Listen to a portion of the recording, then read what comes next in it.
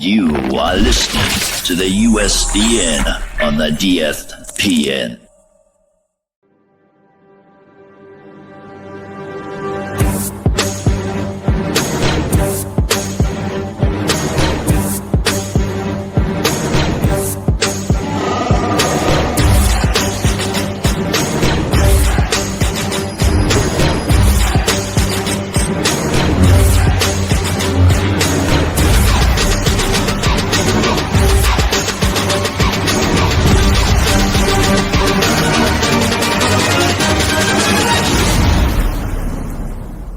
It's a trap!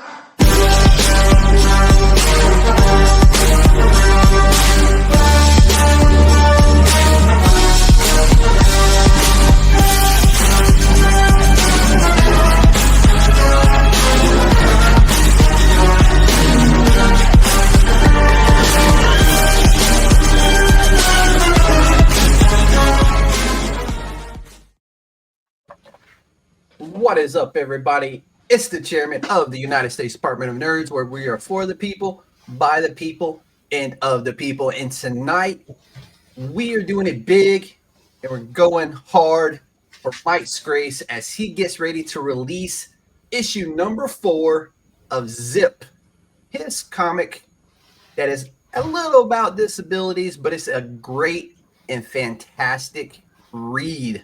I will swear on that. It is a fantastic read. Mike, how are you doing? I know we had you on not that long ago, and you were still working through some stuff to get this book live, and now we're about to go live. How's that feeling?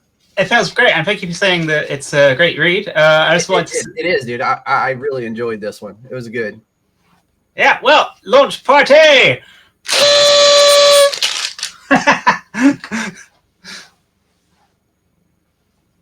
Wait, did I just kill the conversation by doing that? Oh, it's good. I had asked, like, now that you've got through all the stuff and everything, like, how's it feel to finally be here, getting ready to launch this issue finally? I know it was a little bit of a struggle there as you were trying to figure out dates, but now we're here. You're releasing tomorrow on Kickstarter. How we feeling, man? Yeah, dates are always tricky. I mean, I feel good, but, you know, I mean, it's my 4th Kickstarter, so really things are, you know, gonna go fine. But Kickstarter is always, there's so much to think about. And, you know, it's sort of like a kind of thing where the next month of my life is just going to be nothing but Kickstarter. And that can be a bit daunting. It's 30 days. Mm-hmm. So I know a lot of people don't really understand that. It's 30 days to get the book funded, start to finish. And then after that, there's usually some type of, they have like reach goals.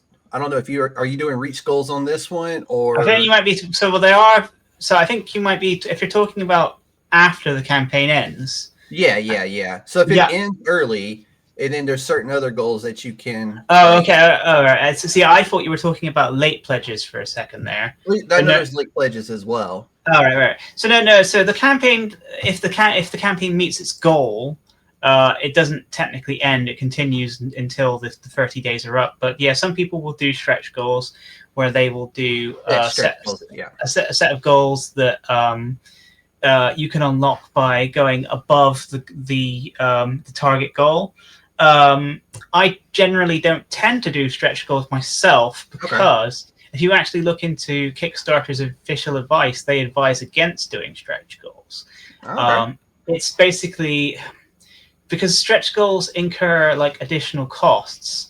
And essentially, like, I mean, if you've pledged to a Kickstarter that has made its goal, you're still going to get rewards and you're still going to support the project that's being funded.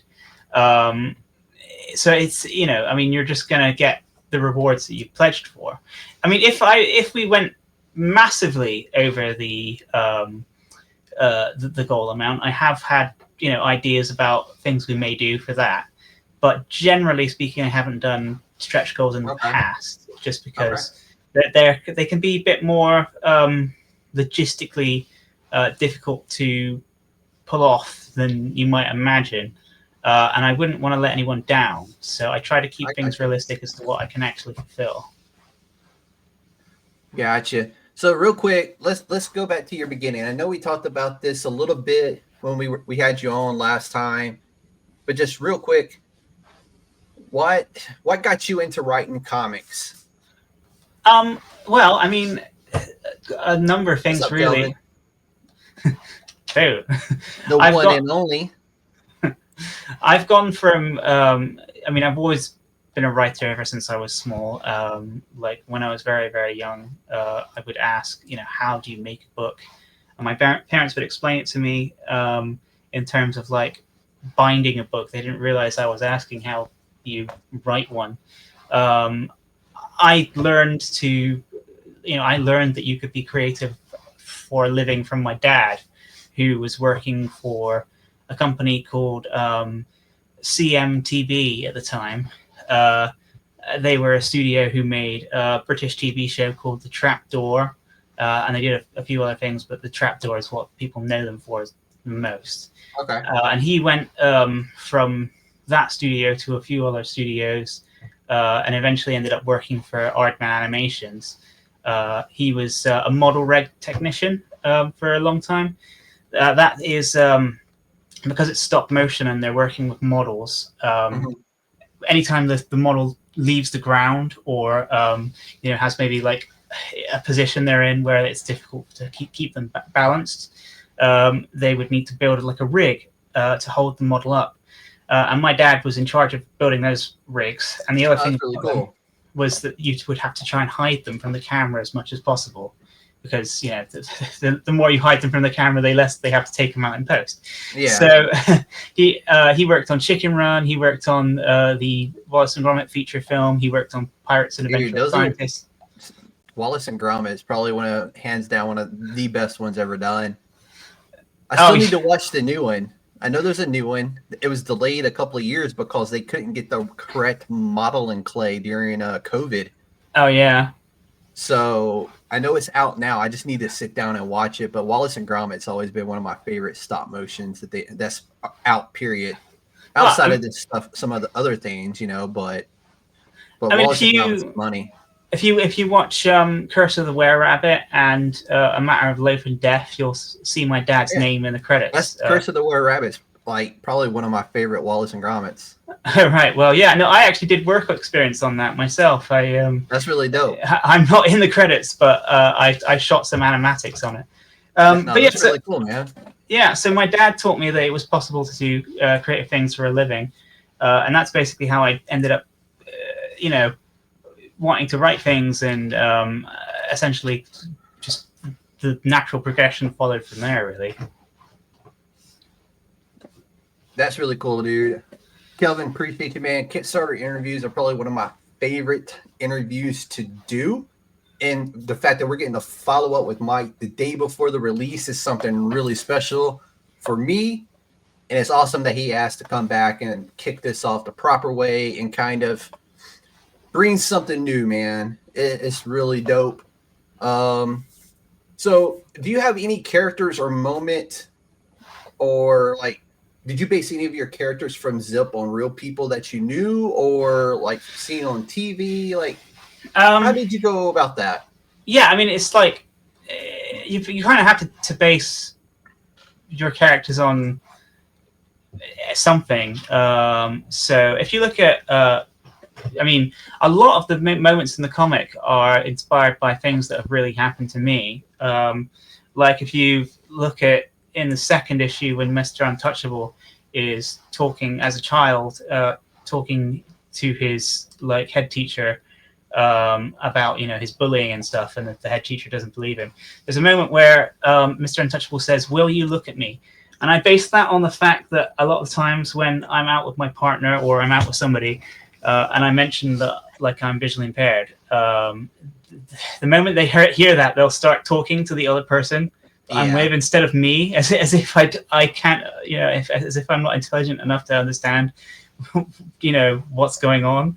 And so I wrote that in because you often find, like as a disabled person, that people will treat the person you're with as like a carer automatically, even if they're not, So that's one thing I kind of based that on real life experiences. But speaking about Mr. Untouchable, I mean, the premise of him is that he's a martial artist who's so good at martial arts that as long as he sees an attack coming, he can always evade or counter it. I kind of based that a little bit on a friend of mine who I used to do martial arts with, who wasn't very good at taking a punch, so he just got very, very good at avoiding them. Hey, that's the best way to do it right there. Yeah, That is the best way. He was like, I don't know, like some kind of like a pigeon or something. If you there's no way you can sneak up on them. Hey, that you don't want to get punched. That's the best way to do it. Yeah. So ideally. Real quick, Mike, for new readers who are just now be discovering Zip, what's the quick elevator pitch for Zip? Sell it to everybody. Zip is a comic about imperfect superhumans. Or is it? Because there is an outside chance that it might secretly be about disability.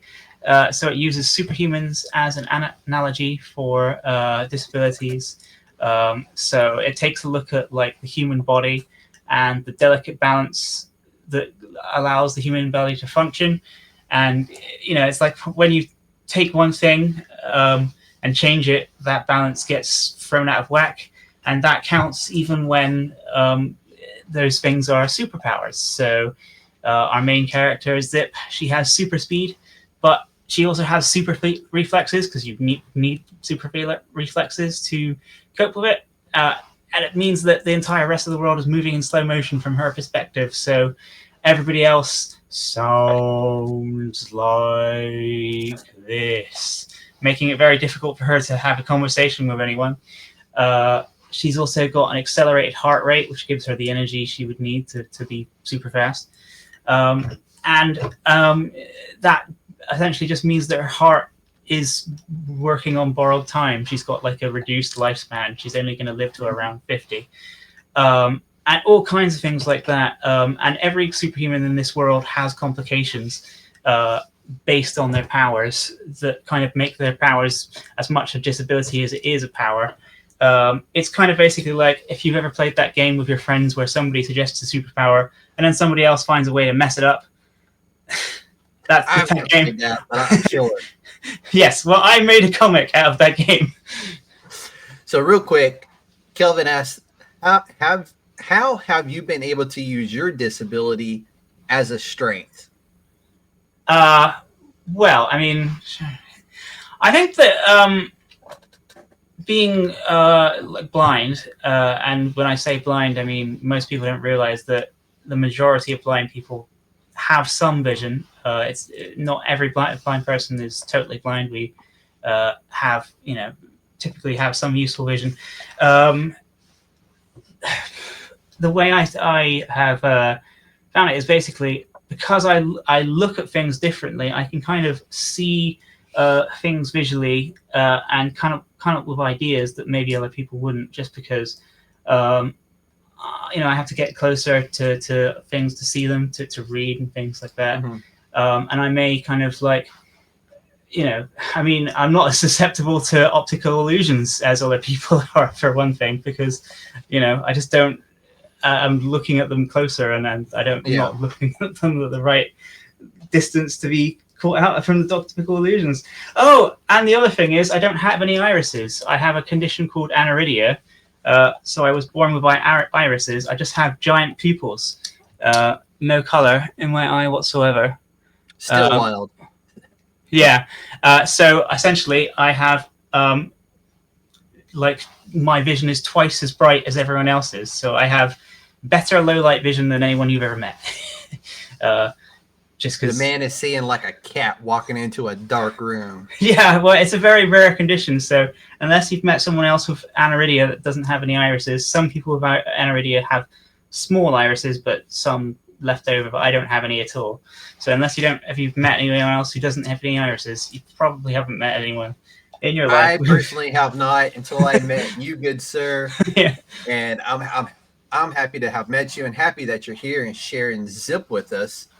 So, without spoilers, how does issues 1 through 3 set the stage for what's coming up next? I think that at the moment, the arc we're on is kind of opening Zip up to other people. When we meet her in the comics, she is kind of very insulated in her own world. The reason being that the world wasn't designed for superhumans, and so she kind of has her own little safe space that she lives in, like a comfort space, where everything is kind of, set up her way. She takes these jobs that she tries to muddle through because she needs money to live. But essentially, any other time she can, she's out doing the superhero thing, because in this world, doing the superhero thing is what makes people with superpowers feel like they have a purpose. But as time goes on in the comic, she's finding herself kind of running into people and meeting people and kind of coming out of that comfort space, and possibly finding that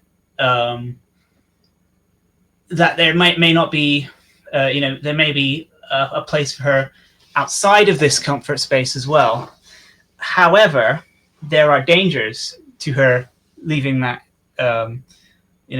leaving her comfort zone. Mm-hmm. And they come in a very literal way, in the form of Pinstripe and Dog's Body, the two mysterious lab technicians who have been stalking her, but possibly some metaphorical ways as well.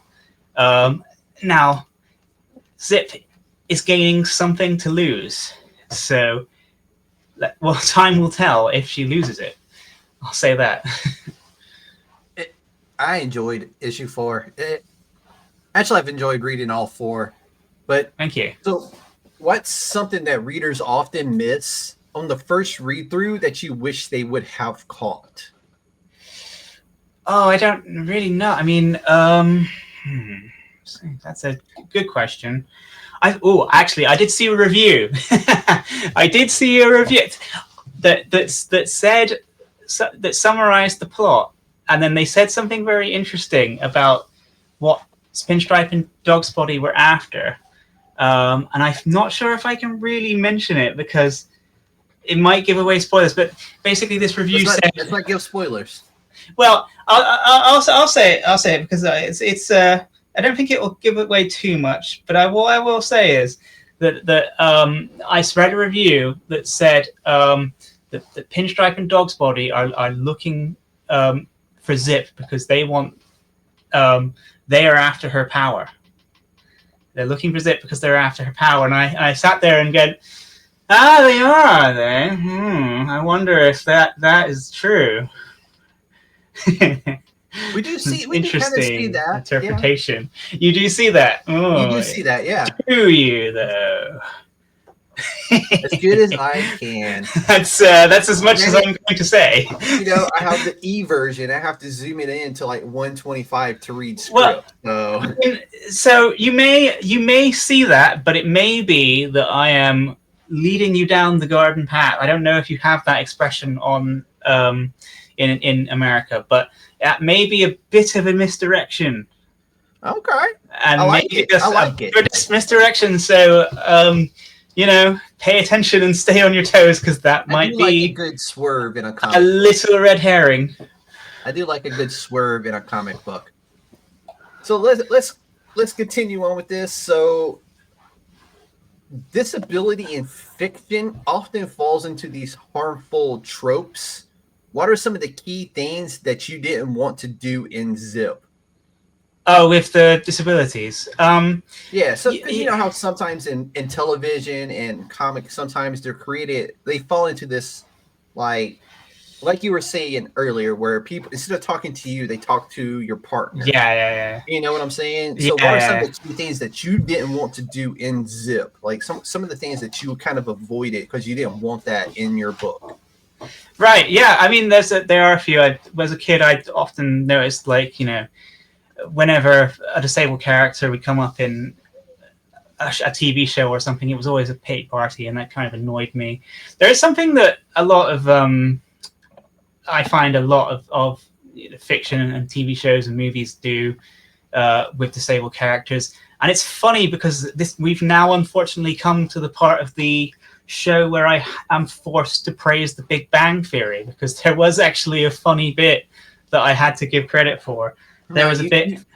Big Bang deserves it. All the credit in the world. That's one of my favorite shows. Okay, well, fair enough. I know that it's not very popular these days, but there's one bit where Penny goes. There was one bit in the show where Penny goes, "Oh, she's you know, she's got, like, I think she might have actually said the word handicapped. I think she said, oh, she's handicapped. She must be nice." And I thought that was really funny, because there is often like this weird assumption that like disabled people just automatically just like angelic, can do no wrong, and you know that we're all just goody two shoes or something. I've met a few rude ones. Oh yeah, no, I know, but like it's just weird that I see that trope in a lot of movies and TV and stuff. Penny, you know, it's one of those, like, it's Penny being Penny. Yeah, no, but I found from the earlier seasons, Penny, like in the later series, Penny was more mature and grown up. And sure, yeah. I don't remember where it was, but I thought it was funny that they pointed out that was a trope, because I haven't really seen anyone else point that out. That's a good one, and it just happened to reference one of my all-time faves. Okay, wow, okay. I mean that kind of thing, just like and then there's also just sort of the ones where I was on another podcast talking about Daredevil recently, where you know, kind of like sometimes they'll give a character a disability and then they won't really give them that disability. The character will just kind of have disability as sort of like an almost aesthetic thing, but it won't really affect anything. Yeah. Which Daredevil were you talking about? Oh, the 2003 one. Okay. And I'm terrible at remembering actors' names. Yeah, I'm more like current stuff. I haven't really dived back into any of the early 2000s stuff yet. However, I did just finish reading the Daredevil. Which one was it? Shite. I am very out of the loop with mainstream Marvel stuff. Yeah, and I'm brain farting it. But it was another one of those where Elektra picked up the mantle of the Daredevil, because the real Daredevil he couldn't get out of his own way to be Daredevil, basically. Mm-hmm. Right. But the writer, the artist, everybody was just like spot on that one. But so you're still going. Markosia is still your publisher. Yep. And how's the relationship with them and using Kickstarter to fund the comic? And so what's that relationship like? Because I know you're published by them, but in terms of like the Kickstarter and stuff like that, how does that work with them? Yeah, I mean, Markosia will help us to advertise the Kickstarters intermittently. I will send off maybe like a design, because now that we're published by them, previously our merchandise didn't really have their logo on it, because it was before we were published by them, but now it is. Mm-hmm. So for continuity reasons, I've been adding the Markosia logo to our merch. So I've needed to contact them just to make sure that they're okay with the way that I've used it. And essentially, I mean, I mostly handle everything myself. They will advertise when I send an important link their way. But once the comic's fulfilled and we get the backers their comic, I'll send it off to Markosia. I do always make sure that our backers get their digital copy before I send it off to Markosia, so they've got it first. And then Markosia puts it on their various e-reader marketplaces, and we go from there. Okay. Eventually, we are building towards like a volume 1 trade paperback. But that's in the future. I don't exactly know how that's going to work just yet, because we haven't done it. Yeah. Okay. So for this one, what can fans expect in issue 4? I've read it. I know there's some cool twists coming, and some tone shift. I know we get introduced to some of the new superheroes that are kind of a part of this big superhero teams. I guess that you could say they were teams. Well, I'd say it's more of a community, really. Community. Yeah. I mean, we learn about a bar, like a superhero bar. Yeah, I really like that scene in that issue. I sort of kind of wrote in the script that this place is a little bit like a gay bar, kind of tucked away, like a gay bar may have been, in like the 70s and things when, it was illegal to be gay. And so they were usually quite hidden away, but this is all part of the whole breaking Zip out of her comfort zone and having her meet people. So that's one aspect of the plot. Another aspect of the plot is like a time travel kind of. That section was really cool. Oh yeah, well the story with time travel is actually based upon the real life testimonies of an ex-con who served a life sentence for stabbing someone as a teenage boy. So all of the stuff that the character, all the stuff the characters talk about in the comic related to that is essentially like based on notes that I made from this news article I read about this ex-con. So it's all kind of like authentically kind of researched from what this ex-con was saying. Okay. And of course, Pinstripe and Dog's Body are back. They're the ones that spearhead the whole time travel science fiction aspect of the story.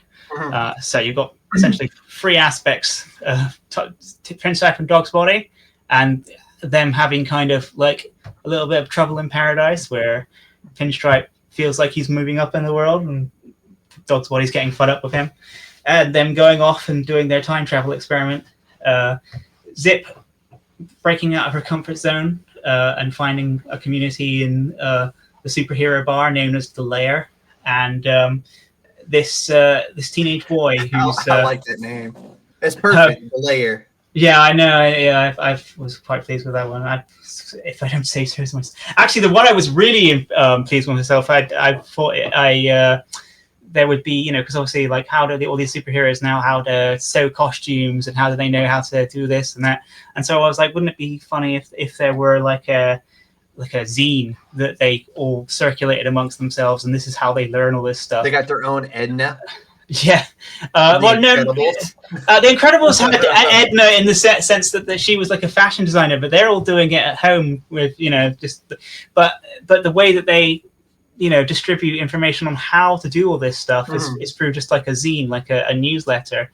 And I called the zine in this world the Caped News Aider. Oh, I like it. I was really pleased with that one. I forgot. I think I was saying. Oh yeah. Well, I was just capping off to say, like, the third element of this story is Zip breaking out of her comfort zone and meeting this community. I like it. I love a good pun on anything. So, given this is going to be your fourth Kickstarter that you're launching, how did you use lessons learned from the third one, from the first three, going into this fourth one? Yeah. I mean, I think that when it comes to our reward tier for getting your name into the comic, that can always be a bit of a tricky thing when we're doing fulfillment, because if we don't catch our letter Ferran when he has some free time, it can actually take quite a while to get the whole thing fulfilled after the campaign's over. So I always try and make sure to get as much work completed with him before as possible, so that we can kind of try to breeze through that when the campaign's over. I am kind of debating maybe whether we should continue doing that reward. I mean, I'm doing it for this one. I'm not going to change things so close to launch date. So yeah, but I think I want to get people's opinion on this as to whether they really want it to continue or if they'd rather we be able to let you do a poll on it. Yeah, well, that might be something for us to talk about once the campaign's over, because if we talk about it while it's live, it's almost like oh, that's poo-pooing our own reward, really. Yeah, you don't want to do that. I mean, I love doing the reward. It's just that I do wonder about the fact that it does mean that we have to delay part of making the comic until the Kickstarter campaign's over, which does slow down fulfillment. Yeah, so, especially when you got a penciler or a letterer that's busy in other work as well. Yeah, so that could be something that we might need to think about going forward. But I've taken on your feedback, actually, from the last time we spoke. You mentioned that you'd be interested in a T-shirt, and I've seen that, dude. I love that. Like the picture on the T-shirt, that was really dope. That is Francesco Tomaselli's cover art for our 3rd issue, and that was really great. We put that on quite a lot of stuff because it was a really she's a brilliant artist too. Yeah, he is a brilliant artist. Yeah. No, Francesco is I think you may have heard Francesca, but no, Francesco. Yeah. Okay. Yeah. He's great. So I mean, basically you mentioned that you'd be interested in a T-shirt, and one of my personal friends said that they might be interested in a T-shirt. And I mean, I've never really had people coming to me with specific requests before. I always tend to be the one. That's what I do. I just toss ideas out. Yeah. Some stick, some don't. Yeah, well, I mean, so we've got the T-shirt, and because it's Kickstarter, we can kind of ask people what sizes they want, and then print whatever sizes are in demand. So we don't have to guess what sizes. Yeah. We don't have to guess what sizes people want. It'd be kind of cool to take those to conventions with you as well. Yeah, well, I mean, it's a little bit of a shame, really, because we're doing a convention while the campaign's in progress, and we won't have the T-shirts ready for then. But hopefully, by the next convention we do, we'll have T-shirts and we can actually wear them while we're at the store. Nice bit of advertisement for us. That's why I rock my chairman T-shirts everywhere. Yeah. I don't go out in public often, but when I do go out in public, I'm rocking a USDN chairman shirt. Yeah. Shout out to Khan's Custom Creations for the hookup. But see, let's remind everybody, the Kickstarter starts tomorrow, the 16th of September, everybody. The 16th. Add that to your calendars. Make yourself a note. I've added that link to the Kickstarter pre-launch, which will become the launch, under all my ads I've done for this interview tonight. So if you just go click on any of my social media posts, go down to the Kickstarter, create an account if you got to, and make sure you're back in this book, because it's a really, really good one to back. Thank you. But going on, Nets. So I think I asked you this last time, but what's your writing workflow like? Do you like to do your full script and then art, or do you like to collaborate all at the same time with your writer? You don't use colors, so but not your writer, but your artist and your letterer and that kind of stuff, or you just write it out and send it off? I mean, I write a script to begin with from start to finish, but then we'll send it off. We've got an editor who will typically give me a few little notes. We'll polish after that, and then we'll send it off to our artist. Oh, and we've also added a sensitivity reader now too, so there is that stage as well. That was a question coming up, because that's how you want things to be right, and you want them to be proper when you're talking about disabilities and that kind of stuff. And you do have somebody that sensitivity checks all that now. Yeah, well, I mean, I know it sounds a little bit, some people may have an adverse reaction to it, but essentially, I mean, I'm only one disabled person, so I can't speak for everybody. So I think that just having another perspective is a good thing to have, and I think it's really helped the quality of this issue a lot. So yeah, from this point, I'll do my script, send it off to the sensitivity reader, then we'll get the editor in. Then it'll go to San. San typically is just very, very accommodating. Doesn't really make any changes. I mean, great artist too, man. Well, of course. In black and white. So for those who haven't read or checked it out, it is 100% black, gray, white scale. Beautiful OG style comic, which I really absolutely love. That there is no color whatsoever. All the tones and the blends and everything like that are done through the art. And it's very hard to do, but San pulls it off amazingly. Yeah, I'm a huge fan of the original Mirage Comics Ninja Turtles run. Perfect choice right there. Yeah, well, they were always in black and white. And also there's just sort of like a tradition in British comics of black and white comics as well, 2000 AD and all that. So I just thought, it seemed right, especially with how good San's art style is in black and white. I mean, I did consider getting color, but San's art style just looks so good in black and white. In some of these issues, there are these like little introspective moments that really look great in black and white, and the black and white makes them feel more introspective. No, I really like it. And you brought up 2000 AD. I have a couple of issues sitting in one of my short boxes down in my storage. And I never realized they were British. I just enjoyed them because I love the scientific, sci-fi, that kind of stuff has always been phenomenal. But no, that's really cool. I didn't know that they were British. So, well, to this moment, or no, I have a couple. Like I said, I have a couple of 2000 AD comic books. Oh no, 2000 AD is the British comic book. Like if you ask, I had no idea. Like it was British. No, it's very much is. Yeah. Well, I mean, like Judge Dredd was written as like how a British person views America. When you like look at how it is, it's where you kind of it's kind of a big parody of American culture, because it's all about cops who have just like the right to just do anything they want, where they could just go up and shoot someone and decide that they're going to execute someone. Ones.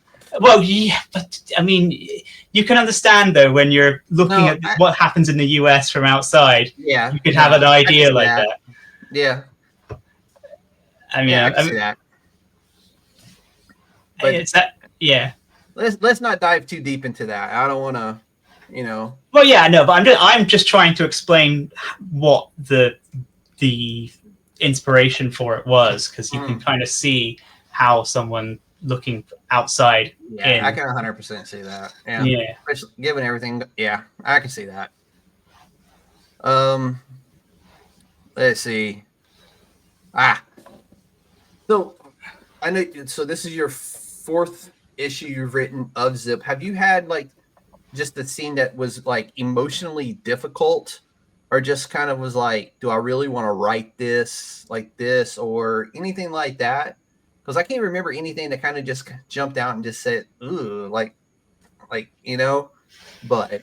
Well, I mean, if you look at the first issue, that obviously there is. Yeah, that was the one issue I was thinking that might have had like a scene that was kind of like a little emotional, Yeah, well, I mean, the whole idea of Zip going to train tracks to kill herself. I mean, I live near a set of train tracks, and there have been periods of my life where every morning when I went to work, I would cross the bridge and look at the train tracks and think, actually, maybe I'd rather just sneak onto those instead of going to work today and just kind of lie down. We are very happy that you never made that choice, bud. Yeah, so that's kind of where that decision, that story beat came from. Okay. Especially, explicitly being train tracks as well. Well, you did ask. You are correct. I did ask. So real quick, we're going to jump into a real quick lightning round, and we'll go favorite British comic of all time.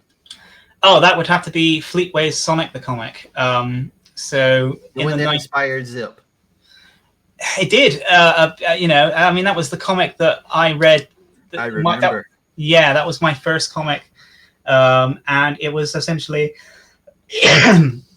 For some reasons, Sega decided to commission a comic book in the UK as well as in the US. And the UK writers over here just decided to go completely wild with it. And I mean, they did at the time, they really only had some Mega Drive games to go on that didn't really have, they didn't have voice cutscenes. So there wasn't, like a huge wealth of, explicit story to go on. And so, but even still, they kind of just made it their own and really, in that comic, the transformation that Sonic goes through when he gets all the Chaos Emeralds, Super Sonic, is not just a power boost. It's this crazy wild card that Sonic becomes when he gets too stressed or if he gets exposed to chaos radiation. And he essentially just becomes this unstoppable demon who has powers very similar to Superman, but he is not. He's he just wants to destroy everything. He wants to kill and destroy everything, and the only way that those moments, we all do. And the only way that you can survive him is basically he loves to toy with his victims before he finishes them. So you can only hope to stall him until he turns back into regular Sonic. He goes from Sonic the Hedgehog to Art the Clown. Yeah, pretty much. And because this character can come out at any moment, he comes out when Sonic becomes his most stressed. So typically, whenever they had a story where the stakes were really high, Super Sonic always had a chance of coming out and making the story's stakes even higher. It was great. Love it, dude. And Sonic the Hedgehog is so good. Yeah, well, I mean, the British comics is quite different to a lot of the interpretations you might have heard. Sonic in that is kind of an ass. Well, he's a brave person that fights evil, but he's also not he's not particularly polite about it. Basically, Nigel Kitchen, the writer, his ethos was that just because you're like a brave, competent person does not necessarily mean that you're particularly nice. If you think about all of the popular people you've ever met in your life, they're not necessarily, the most agreeable people. Yeah. And so, he typically does berate his friends for, not being as hot shit as he is. And, he's very kind of oh, whatever, I'm the best and everything. He's very, very vain. And, but he is the one who's, skilled enough in a lot of cases to fight, the tyrants and things. So he gets the job done, but he doesn't necessarily do it in a way that you're gonna, be happy with him for dealing with you afterwards. Yeah. All right, next one up: most underrated disabled character in fiction. Oh my God, there was this. I don't know if you've ever heard of it, but there was a cartoon in the 90s that was an offshoot of Ghostbusters called The Extreme Ghostbusters. And one of the characters in that was in a wheelchair, but they were kind of like a daredevil, like a thrill seeker, not the Marvel I remember. Character. Yeah. And it's interesting to go back and watch that show because I completely forgot that character was even in a wheelchair. That they were like a complete character unto themselves. Good reference. We got a good friend, Rob. He's all about the Ghostbusters, man. He loves some Ghostbusters. Yeah, I guarantee he would know their name and everything. So, I forgot. Next one up. What's on your playlist when you write, or do you like it quiet? Well, for this issue, a lot of time travel type stuff. So like Huey Lewis and the News, Back to the Future soundtrack, and that's a great soundtrack. The original one. Yeah, well, I mean, all of them really. I'm kind of a defender of the third movie, to be honest with you. I'm a huge fan of the 80s, man. The 80s rock. from when Back to the Future came out. Yeah. Well, I mean, the third one was early 90s at that point, though, wasn't it? It was, a long gap between the first one and the second one. Mhm. But, like, yeah, the original score by Alistair Silvestri, I want to say. Okay. Yeah, I think so. And you know, just the popular music that was in the movies as well, like ZZ Top's Double Back, you know, Back in Time by Huey Lewis, and obviously The Power of Love, you know, Michael Jackson, all that kind of stuff. I like it. All right, so if Zip becomes a TV series, who gets to play Zip, and why is it not me? Why is it not? I mean, you can try it if you want. Hey, let's get the comic open. Read a few lines. Let's see your audition. I don't think Zip was bearded, but hey, we can make an exception. I mean, if it's animated, you can get away with it. That is my back hurts right now. It'd be me playing Zip with a walker. Well, I mean, like, if, say for example, if it was an animated show or just who would you? I'm just interested to know now. Who would you want to play yourself? Who would play me? Well, who would you want to play if you had a chance to? Either I would go Timothy Oliphant, or what's his name? The dude that plays opposite of him, and what's that TV series? Shit, I can't even think of it. But the guy he was in Fallout, who plays the guy with no nose. I'm brain farting today. Muscle relaxers are getting me, man. Yeah. Walter Coggins, I think is his name. I can see one of those two guys playing me. Oh yeah. Well, I mean, you asked me this question last time, and I really should have gone away and thought about it. But I would say that you don't get time to think about it. You just first thing that pops in your head. Yeah. Well, I mean, I would say that although I don't have any names in mind for Zip herself, I would cast Dog's Body as Timothy Spall. Okay. Do you remember Timothy Spall? I think I know who you're talking about. He was, I mean, I think the character that most people are going to know him for is Peter Pettigrew from the Harry Potter films. But he has been a lot, you know, you'd know him from a lot more if you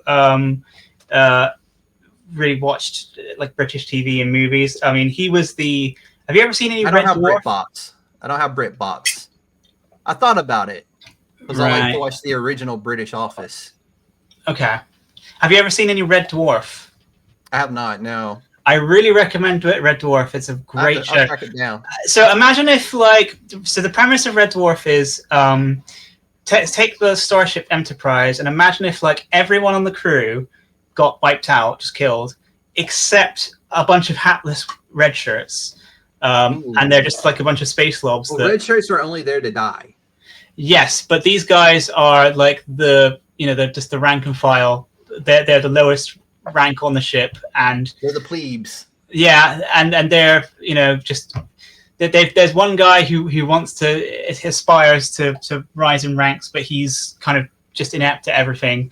And there's another guy who's just there to make a little living, but he's just a massive slob. And due to shenanigans, basically, they end up getting frozen in time for 3 million years. Oh, nice. And they're just lost in space, drifting around, trying to find their way back home.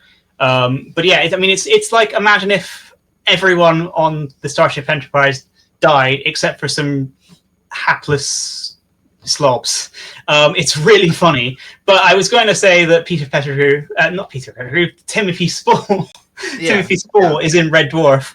And the thing that I know him from is him doing a really thick Birmingham accent going, "It's a blown clue, isn't it?" But that means nothing to you if you haven't seen the show. It doesn't. I'm going to have to track it down and give it a watch. I really recommend Red Dwarf. It's one of my favorite. How about YouTube and try to catch some of those hot moments from the show? Oh yeah, it's one of my favorite shows of all time. Yeah, I'm It's definitely going to really check that funny. one out. All right, we're going to bring it home, man. All right, Mike, where can everybody find you and your work? Yeah, so the website for Zip is zipcomic.co.uk. Obviously, the Kickstarter is linked by the United States Department of Nerds. But I mean, I've got a bunch of short links for the Kickstarter. So if you're viewing this on Facebook, you could, for example, type kface.zipcomic.uk and you'll get the Kickstarter come up for that. But yeah, check us out on Kickstarter. I believe that if you put Zip Kickstarter in Google, we're actually if you just Google Kickstarter, go to Kickstarter, you type in Zip under the comic book category.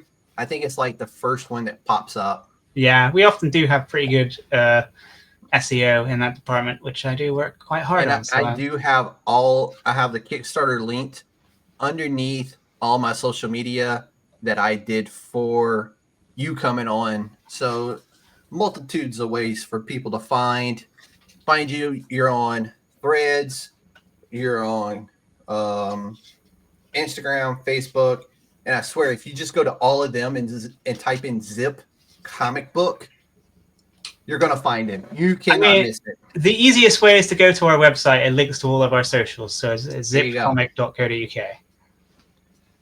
There you go. Cannot miss it. And reminder, it goes live tomorrow, the 16th of September.